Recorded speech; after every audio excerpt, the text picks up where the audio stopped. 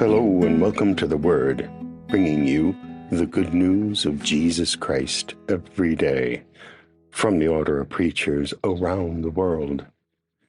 Today is the 33rd Sunday in Ordinary Time, and from the United States, we hear from Sister Mary Ellen Green of the Sinsinawa Dominican Sisters, who is currently providing pastoral care for their retired sisters in Muskego, Wisconsin.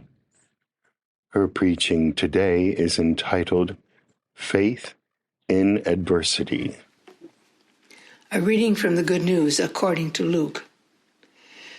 While some people were speaking about how the temple was adorned with costly stones and votive offerings, Jesus said, "All that you see here, the days will come when there will not be left a stone upon another stone that will not be thrown down."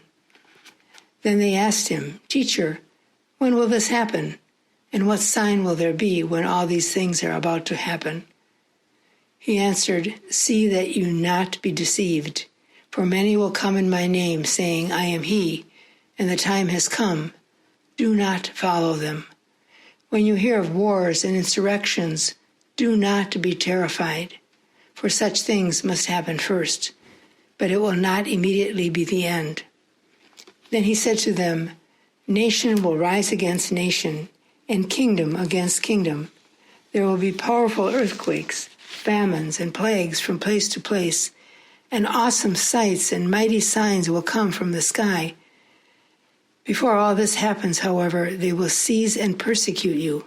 They will hand you over to the synagogues and to prisons, and they will have you led before kings and governors because of my name. It will lead to your giving testimony. Remember, you are not to prepare your defense beforehand, for I myself shall give you a wisdom in speaking that all your adversaries will be powerless to resist or refute. You will even be handed over by parents, brothers, relatives, and friends, and they will put some of you to death. You will be hated by all because of my name, but not a hair on your head will be destroyed. By your perseverance, you will secure your lives." The Gospel of the Lord. Wow! This powerful gospel text could leave us shaking in our boots. Jesus doesn't soften the message, but tells it outright. This is definitely apocalyptic language. Vivid descriptions of the end times, war, destruction, insurrections, nations fighting each other, natural disasters, diseases, persecution, betrayal, and on and on.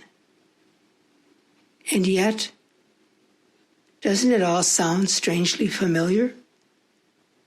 All we have to do is listen to the news to see and hear a similar reality of what's happening in our world today. We can be so easily overwhelmed by the suffering among us. We grope for something to hold on to, something or someone to give us hope. To whom shall we turn?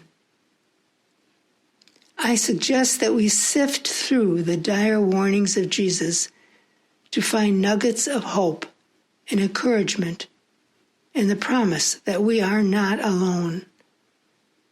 The words of Jesus shine like sparks in the stubble of our experience. Listen to him. Do not be terrified. I myself shall give you a wisdom in speaking that all your adversaries will be powerless to resist or refute. Not a hair on your head will be destroyed.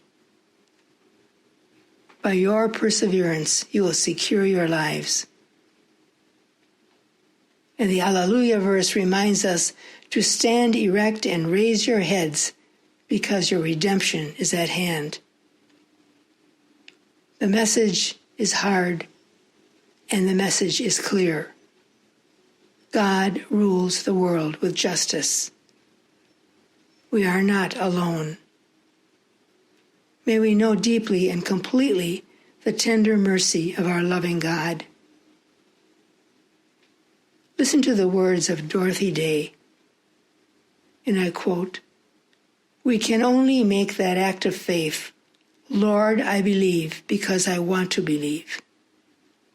We must remember that faith, like love, is an act of the will, an act of preference. God speaks. God answers these prayers in the darkness as God always did. God is incarnate today in the poor, in the bread we break together. We know God and each other in the breaking of the bread.